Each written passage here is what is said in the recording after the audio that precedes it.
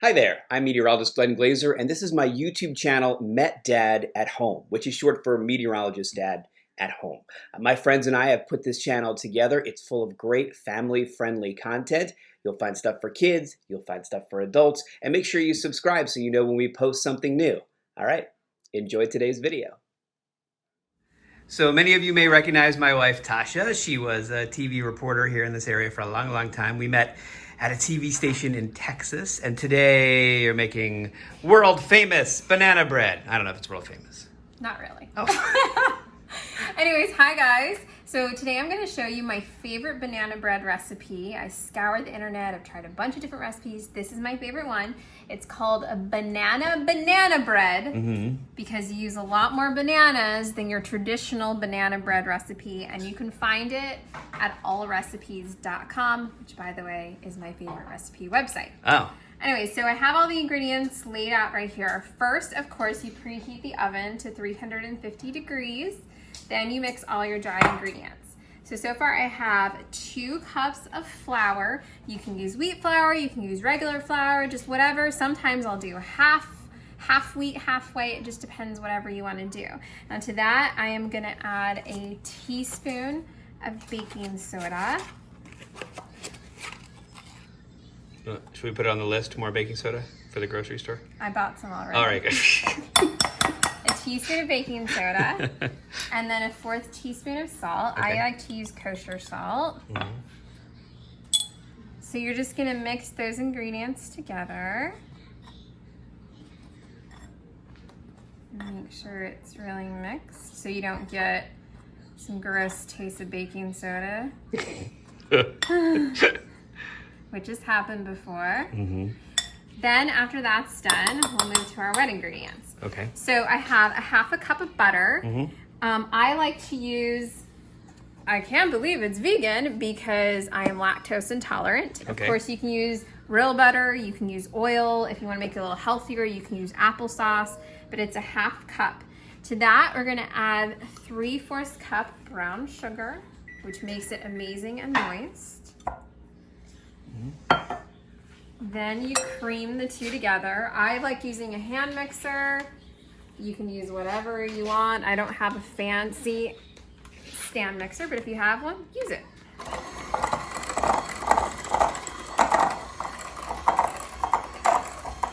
So you cream them together until they stick together, basically.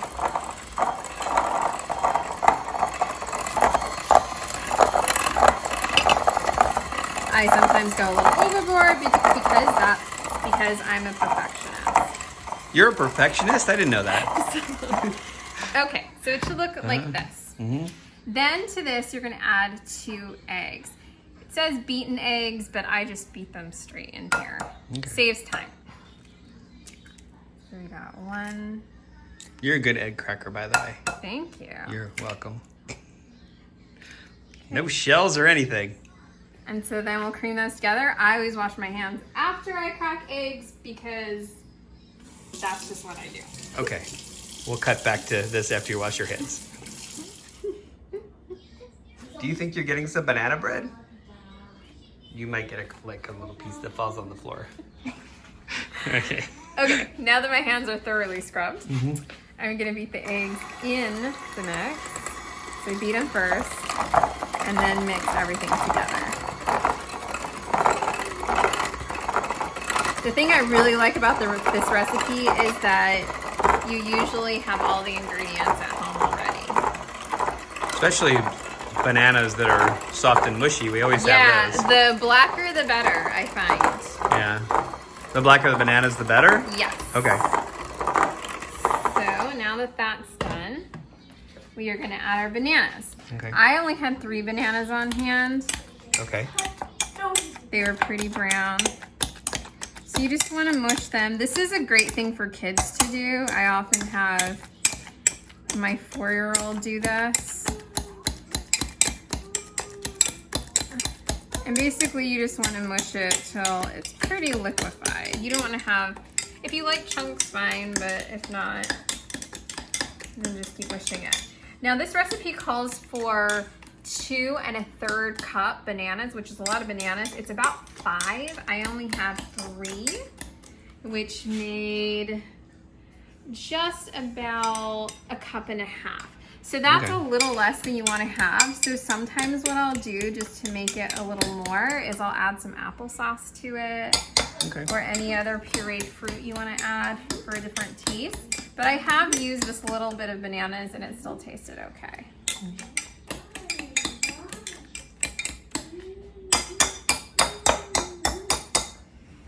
Okay, so now you're gonna dump this in.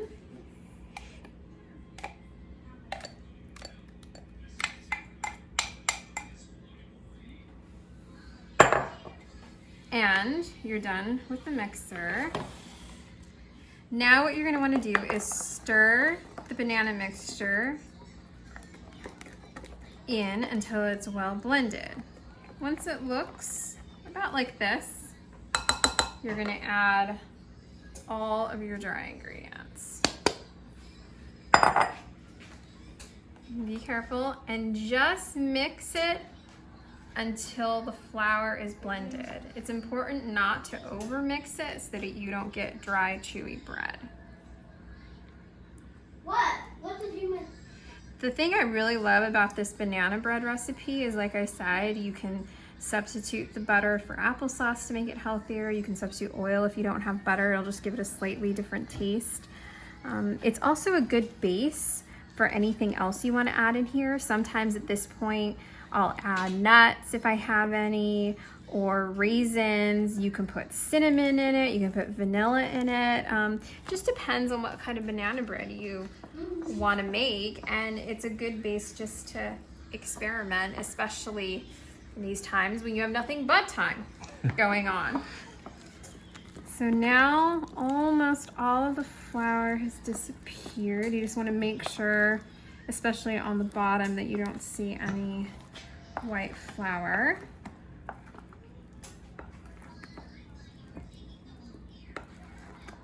Okay, so once that's done, you go ahead and get your loaf pan. It's just one loaf pan. I like to use spray to lightly grease it. Of course, again, you can use anything you have on hand, oil or regular butter. Just make sure that you grease all the ends, the bottom, and make sure you get all those corners as well. Okay. You don't need to flour it afterward, just grease it. Once that's done, go ahead and pour the bread into the pan.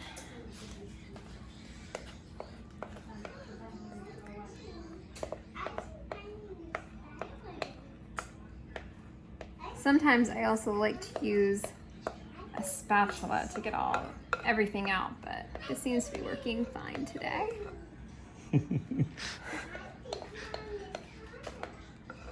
Okay. All right.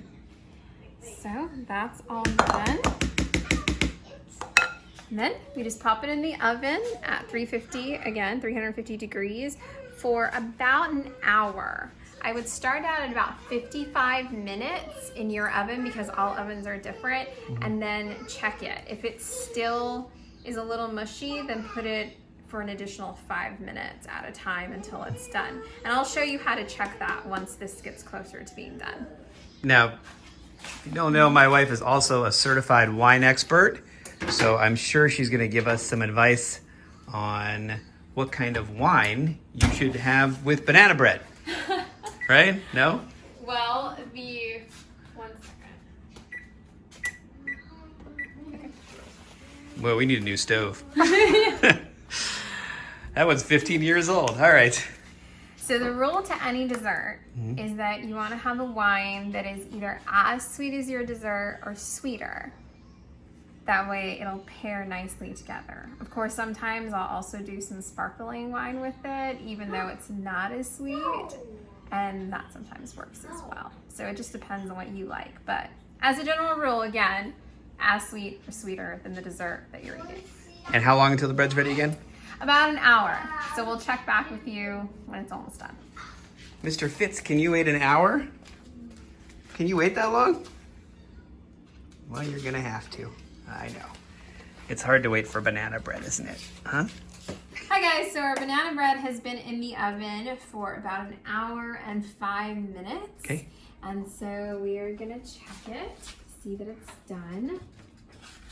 It smells delicious. You can really smell the banana smell. So of course, safety first.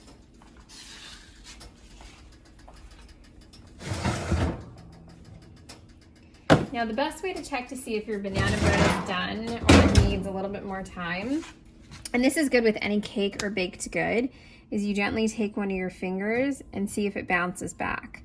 If it bounces back like that, see how it's springy? That means that it's done. Now, if I were to put my finger and it came back slowly or didn't come back at all, that means it probably needs about 5 or 6 more minutes. I did check it about 5 minutes ago and it did need some more time, so I put it back in, but this looks like it's done.